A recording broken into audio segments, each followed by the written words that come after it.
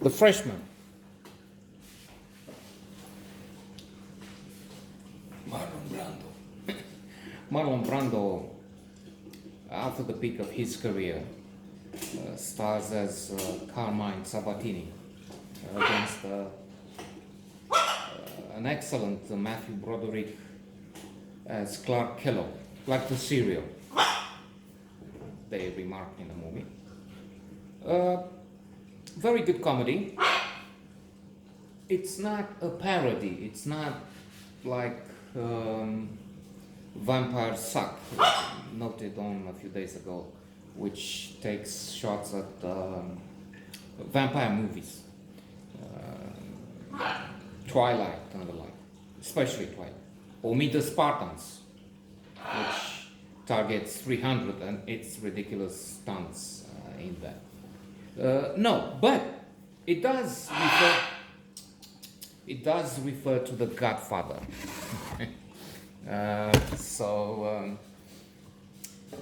To an important extent, Marlon Brando plays his Godfather role in this with a gentle, humorous, at times perhaps even hilarious touch, but not aggressive, not insulting, not diminishing, not making the Godfather into a mockery, a silly poof. No. I'm laughing because it is indeed more than decent. It is quite remarkable. Well, there is some ridiculousness in it.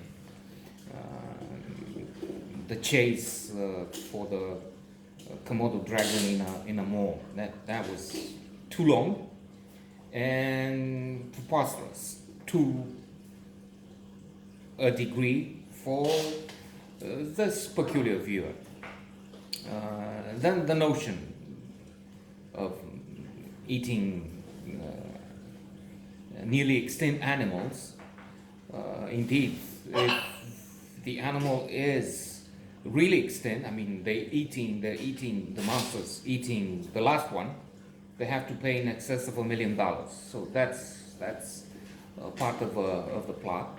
This being a comedy, yeah, we go along with it, and the movie succeeds. Definitely. It's just that on the way to being perfect, there are these obstacles. Long chase in a mall, then this main theme. So Carmine is a mafia boss of some sort. We don't really know exactly. The mystery is good there because we don't. This is not a Goodfellas or Godfather 1, 2, 3. Forget about the 3. Classics on the mafia dramas, but with elements of humor, of course. Funny? What do you mean funny? You say I'm funny. Okay. So Jimmy two times. So that's fine. We know Carmine is Sabatini is an importer. That's what he says, a businessman. But we keep getting clues on what this thing really is. When our little hero Kellogg is visiting the mansion, he's looking at the door, and as we have a view of the house through that wonderful ivy, by the way. I wish I would be allowed, but the spouse doesn't want that, so the house covered in ivy and or Canada vine, which is in abundance around here. If you look, it's on the fence there, and it could, but it's not allowed. Well, there it is. So in the end, there's a man standing and he has a shotgun. So we get the picture. And then we get more. Again, in the house, That's the daughter, and they're looking at the Mona Lisa, and Clark says, what? They were very good. I mean, you can see the cracks, and it's the original. We're told. What do you mean? Well, it came to America and it stayed. So we see Carmine, pleacă de acolo că încep să urli. Așa. Naughty boy. A small good fellow. Ridică de.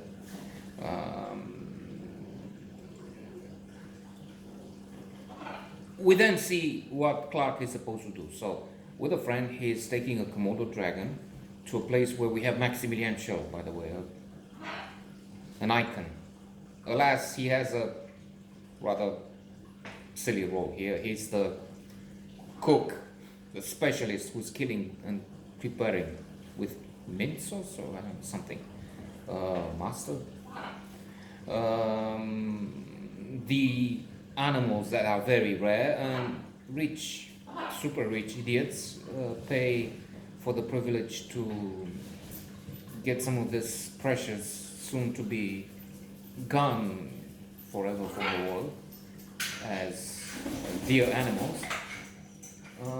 But that gives me an idea if they misbehave. Besides, they're not on the soon to be extinct species list. A bloody joke, of course. He's taking the Komodo dragon on the road. They lose it near a mall, and then they have to go in every corner to catch the poor animal. I was wondering how they did that, because it looks like a very good replica, which surely they used the plastic thing at times, but then for some scenes it looked like they have a real animal. I don't know. That's dangerous. We see on Discovery, National Geographic channels that a small bite will kill an ox because of the poison. It will take some time. The ox or whatever, the deer on the island moves away, and then the Komodo finds it some hours later, or sometime later. I'm not sure how long it takes. The animal is dead, and the Komodos can eat it. And that's part of the detective story. We have agents following, and they ask for cooperation. Then poor Kellogg has to be married just because he kissed the daughter of the godfather, Carmine. All in all, a nice comedy.